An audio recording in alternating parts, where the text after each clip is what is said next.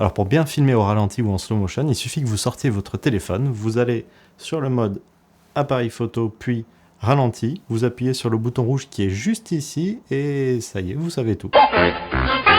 En réalité, réaliser des vidéos en ralenti ou en slow motion, c'est une vraie science et je suis prêt à parier que vous soyez débutant ou super expérimenté, vous avez encore des choses à apprendre sur le sujet. Et ça tombe bien parce que vous êtes sur le QG des vidéastes et ici on va un petit peu au fond des choses. Alors accrochez vos ceintures, préparez-vous pour une vidéo de découverte et puis je vais même vous donner une de mes bottes secrètes liées au slow motion.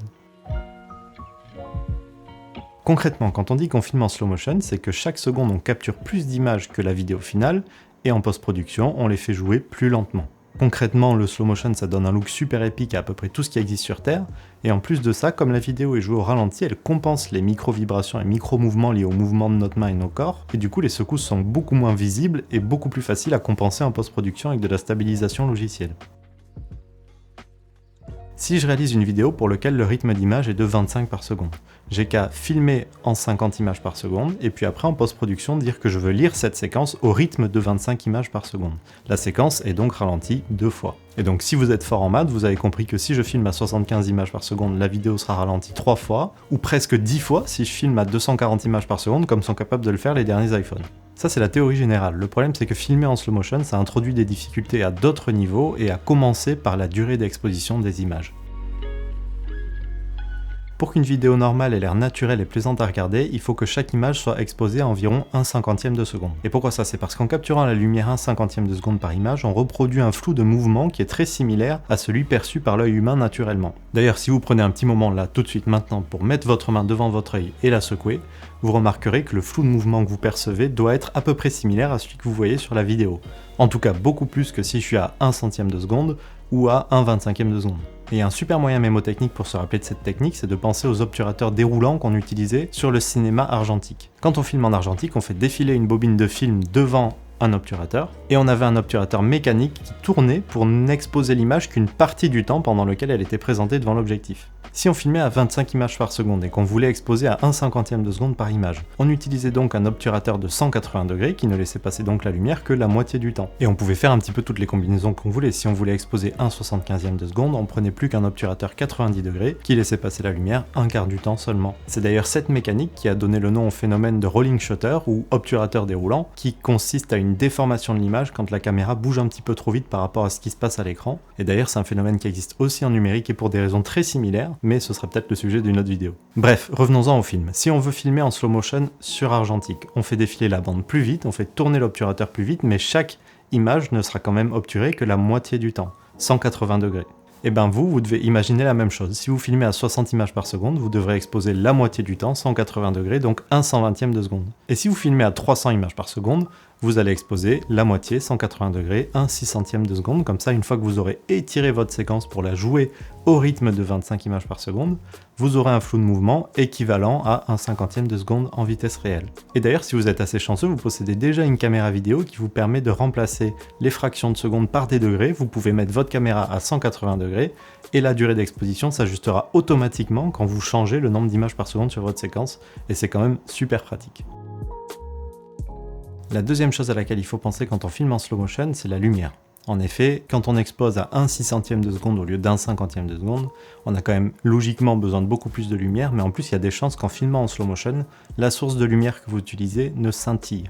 Le scintillement, c'est un phénomène qui provient pour raccourcir du fait que l'électricité en France fonctionne par pulsation de 1/60 de seconde. Et les ampoules, encore une fois en résumé, c'est un petit peu la même chose, elles s'éteignent et elles s'allument à peu près 60 fois par seconde. Votre œil, il n'est pas capable de faire la différence parce que la mémoire de la rétine est assez longue pour ne pas s'en rendre compte. Par contre, votre caméra, elle s'en rend compte. Et du coup, il est possible qu'en filmant au ralenti, vous vous retrouviez avec des images normalement exposées, des images un peu moins bien exposées et des images complètement noires. C'est ce qu'on appelle le scintillement et c'est pas ouf. Mais rassurez-vous, il y a quand même des solutions pour remédier au scintillement. D'une part, si vous utilisez de la lumière naturelle comme le soleil, c'est un problème qui n'existe pas. Au-delà de ça, la plupart des lumières dédiées à la vidéo sont pensées avec le ralenti notamment à l'esprit et sont faites pour ne pas scintiller. Vous avez aussi jusqu'à une certaine limite des vitesses d'exposition qui permettent de se caler sur les oscillations de la lumière et compenser le scintillement. Et enfin, vous avez dans la plupart des logiciels de montage des algorithmes anti-scintillement, de correction du scintillement qui s'appellent parfois deflicker en anglais et qui permettent de compenser le scintillement. Le problème c'est que de manière générale, ils introduisent beaucoup de flou et de perte en qualité d'image et donc c'est pas nécessairement la solution à privilégier. Il vaut mieux y penser avant et faire ce qu'il faut dans la caméra pour ne pas avoir de scintillement sur l'image filmée. Mais bon, c'est quand même cool d'avoir cette solution de secours pour quand on n'a pas pensé à ça justement au moment où on a filmé et qu'on se retrouve en post-prod avec un plan complètement raté, c'est cool d'avoir quelque chose pour le rattraper.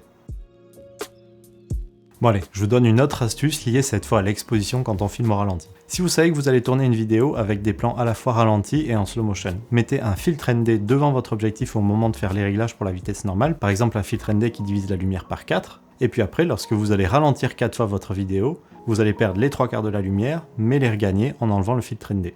Et comme ça, vous n'aurez plus à penser à vos réglages en passant de l'un à l'autre. Un autre challenge quand on filme en slow motion, c'est la post-production. Notamment si on se rend compte qu'on a un petit peu trop de plans en slow motion et qu'on voudrait en jouer en vitesse normale, ou alors quand on a carrément oublié de retirer le slow motion, par exemple pour filmer une interview et que celle-ci est aussi au ralenti, et ça c'est un petit peu la galère. Pour ajuster la vitesse, c'est pas si compliqué que ça, il suffit de dire à son logiciel de montage de jouer par exemple 4 fois plus vite pour revenir à une vitesse normale, et concrètement votre logiciel va sauter une partie des images pour ne garder que 25 images par seconde.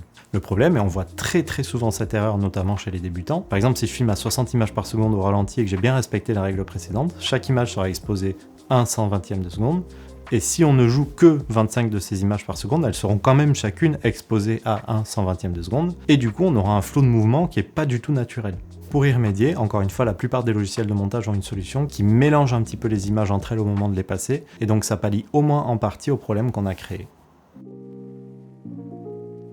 Le dernier challenge quand on filme en slow motion, il n'a pas l'air si méchant que ça et pourtant je vous invite à y être particulièrement attentif, c'est la perte en qualité vidéo et la taille des fichiers. Si vous filmez avec une caméra grand public ou une caméra d'action comme une GoPro, il y a de fortes chances que celle-ci réduise la qualité des vidéos et en plus zoome sur votre capteur pour compenser la taille des fichiers qui augmente quand on filme en slow motion.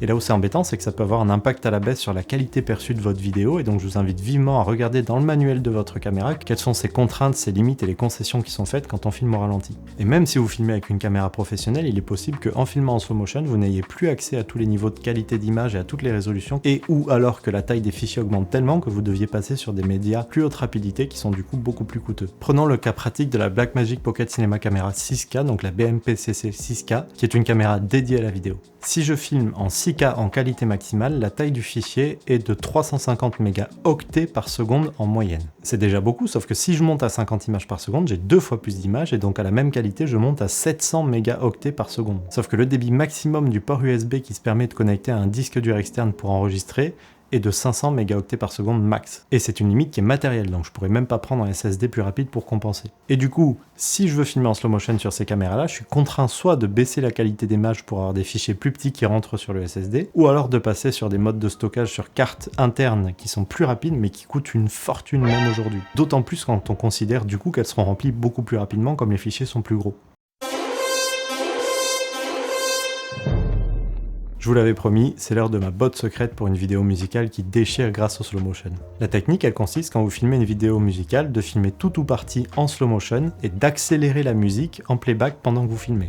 Par exemple, si votre clip sera à 25 images par seconde, filmez à 30 images par seconde, donc en ralentissant de 20%, et à côté de ça, accélérez le fichier musical de 20% quand vous le passez sur la sono. Sur le moment, ce sera un petit peu gênant parce que les gens vont devoir danser plus vite, chanter plus vite, ça va être un petit peu déformé et incohérent. Par contre, quand vous déplierez tout ça en post-production et que vous allez ralentir les 30 images par seconde pour qu'elles soient jouées au rythme de 25, les danseurs et les lèvres du musicien qui bougent au même rythme que la vraie musique, sauf que les vêtements, les textures et tout ce qui se passe autour sera légèrement ralenti. Et ça va produire un effet très stylé, et ça c'est garanti 100% satisfait ou remboursé le QG des vidéastes. Et d'ailleurs, si vous aimez bien ce genre de petits trucs et astuces, sachez que c'est ma spécialité, je vous invite à regarder ces 6 trucs et astuces pour améliorer immédiatement la qualité des vidéos que vous capturez avec un drone. Merci beaucoup d'avoir regardé le QG des vidéastes, je vous dis à très vite pour une prochaine, et d'ici là je vous souhaite une super journée.